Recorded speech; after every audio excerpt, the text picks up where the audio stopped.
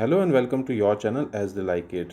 Indian polity की series में आज हम देखेंगे एक बहुत ही इम्पॉर्टेंट टॉपिक जिससे क्वेश्चन हर एग्ज़ाम में हर साल पूछा जाता है और ये टॉपिक बहुत लोगों को कंफ्यूजिंग भी लगता है। ये टॉपिक है, क्या था केशवानंदन भारती केस और क्या है बेसिक स्ट्रक्चर डॉक्ट्रीन। इस सीरीज़ के फर्स्ट लेक्चर में हमने देखा था कि Shankari Prasad versus union of India case क्या था और सब्सीक्वेंट लेक्चर में हमने देखा क्या था गोलकनाथ केस। अगर आपने अभी तक वो लेक्चर्स नहीं देखे हैं तो इट इज़ रिक्वेस्टेड कि आप एक बार उनको देख लें ताकि ये टॉपिक आपको क्लियरली समझ में आ पाए। यहाँ पे ये बात भी जान लें कि हमने अपने चैनल पर इंडियन पॉलिटी की सेपरेट प्लेलिस्ट क्रिएट कर दी है जहाँ आप कोई भी इंडियन पॉलिटी का टॉपिक रेफ़र कर सकते हैं और उसका फ्री ऑफ कॉस्ट लेक्चर ले सकते हैं। तो आइए स्टार्ट करते हैं, क्या था केशवानंदन भारती केस ऑफ 1973। इस केस में केशवानंदन भारती ने 1970 में चैलेंज किए थे केरला लैंड रिफॉर्म्स लेजिस्लेशन जो इम्पोज करती थी restriction on the management of religious property. इस केस में उन्होंने हवाला दिया था आर्टिकल 26 का जो राइट देता है to manage religiously owned property without government interference. Keshavanandan Bharati case में आज तक की सबसे बड़ी बेंच 13 जज बेंच सेटअप की गई थी बाय द सुप्रीम कोर्ट और ये one of the most famous cases है और इसका जजमेंट भी कॉन्स्टिट्यूशन के बाद सबसे लंबा जजमेंट है। इस केस में मेन क्वेश्चन ये था कि क्या पार्लियामेंट के पास पावर है कि वो कॉन्स्टिट्यूशन को अमेंड कर सकती है अनलिमिटेडली। इस केस की डिटेल जानने से पहले आइए समझते हैं इस केस का बैकग्राउंड। केशवानंदन भारती एधनीर मठ के मठाधीश थे और ये मठ लोकेटेड था कासरगोड डिस्ट्रिक्ट ऑफ केरला में। केरला गवर्नमेंट ने एक लैंड रिफॉर्म्स एक्ट पास किया था इन 1969। इस एक्ट के हिसाब से गवर्नमेंट मठ का कुछ लैंड एक्वायर करने वाली थी और इसी के अगेंस्ट मार्च 1970 में केशवानंदन भारती सुप्रीम कोर्ट पहुंचे with a writ petition under section 32 of the constitution. इस पेटिशन में केशवानंदन भारती ने कहा कि स्टेट ऑफ केरला उनके फॉलोइंग राइट्स को एब्रोगेट कर रहा है। राइट अंडर आर्टिकल 25 जो है right to practice and propagate religion, right under article 26 that is right to manage religious affairs, right under article 14 which is right to equality, right under article 19(1)(f which is freedom to acquire property and right under article 31 which is compulsory acquisition of property. इस judgment को दिए जाने से पहले एक series of judgments थे of the supreme court जिनको जानना थोड़ा ज़रूरी है। आइए हम इन जजमेंट्स को क्विकली ब्रीफली देख लेते हैं। हालांकि इन जजमेंट्स के ऊपर हमने एक सेपरेट लेक्चर वीडियोस क्रिएट की हुई हैं। अगर आप इन लेक्चर्स को डिटेल में देखना चाहते हैं तो आप हमारे चैनल को रेफर कर सकते हैं। पहला इंपॉर्टेंट जजमेंट था Shankari Prasad versus union of India in 1951। इस केस में फर्स्ट अमेंडमेंट एक्ट को चैलेंज किया गया था और इस केस में सुप्रीम कोर्ट ने जजमेंट दिया था कि जो कॉन्स्टिट्यूशन पावर देता है under article 368 to the parliament, उसके अंदर किए गया कोई भी कॉन्स्टिट्यूशनल अमेंडमेंट ऑर्डिनरी लॉ की डेफिनेशन में नहीं फॉल करता है जो कि आर्टिकल 13 में कही गई है। और इसीलिए सुप्रीम कोर्ट ने इस केस में ये जजमेंट दिया था कि कॉन्स्टिट्यूशनल अमेंडमेंट वैलिड होगी even if it takes away the fundamental rights. Next case था Sajjan Singh versus state of Rajasthan 1965। इस केस में 17th अमेंडमेंट एक्ट ऑफ 1964 को चैलेंज किया गया था और इस केस में भी सुप्रीम कोर्ट ने यही जजमेंट दिया था कि शंकरी प्रसाद केस में जो जजमेंट दिया गया है उसको अपील किया और ये कहा कि अमेंडमेंट्स का मतलब होता है amendments to all provisions of the constitution. इस सीरीज में नेक्स्ट इंपॉर्टेंट केस था Golaknath versus state of Punjab 1967।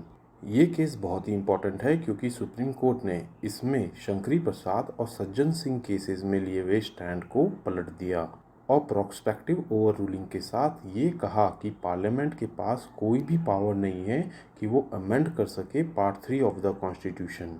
इसी के साथ सुप्रीम कोर्ट ने ये भी कहा कि कोई भी अमेंडमेंट जो भी आर्टिकल 368 ऑफ द कॉन्स्टिट्यूशन के हिसाब से की जाएगी वो within the law definition आएगी of the article 13 of the constitution और इसीलिए कोई भी ऐसा एक्ट जो कि फंडामेंटल राइट्स को अब्रिज करे या उनको वॉयलेट करे वो ऑटोमेटिकली वॉइड कर दिया जाएगा।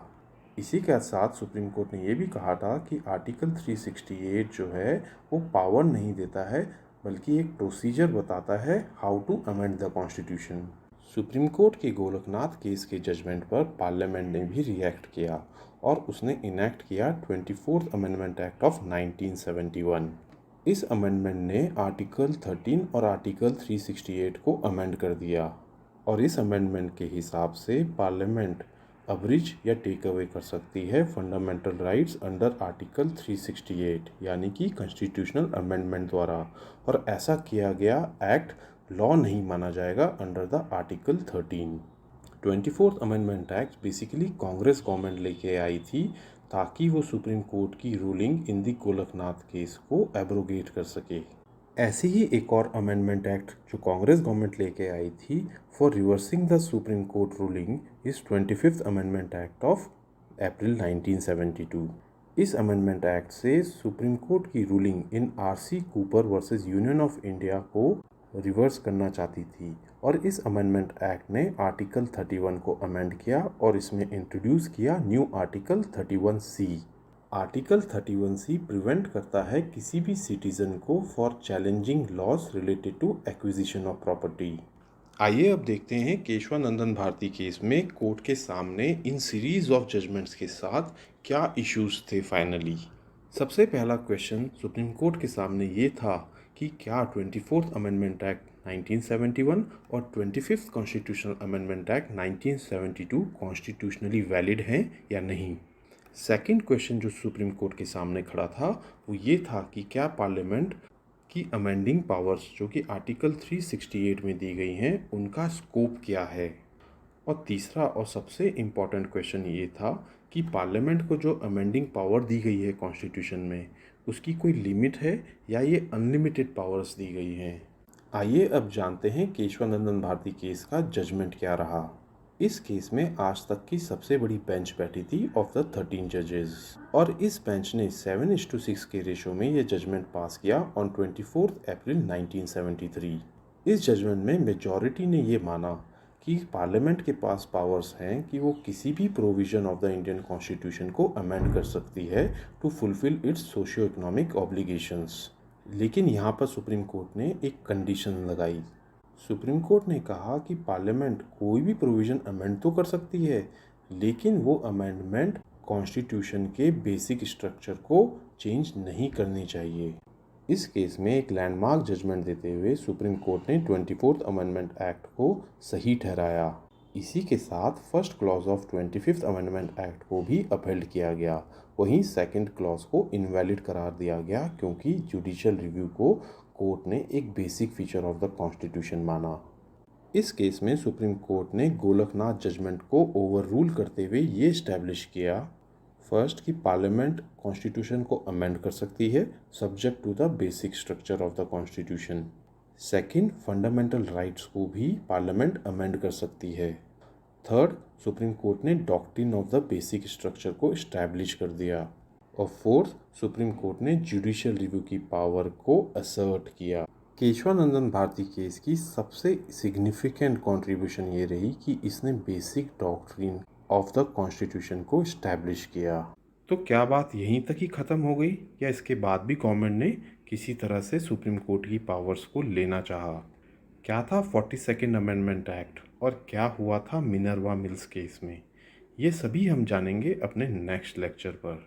अब आप इस लेक्चर के नोट्स हमारे टेलीग्राम चैनल से फ्री PDF में डाउनलोड कर सकते हैं। अगर ये लेक्चर आपको पसंद आया हो तो हमारे चैनल को लाइक एंड सब्सक्राइब करें। Thank you.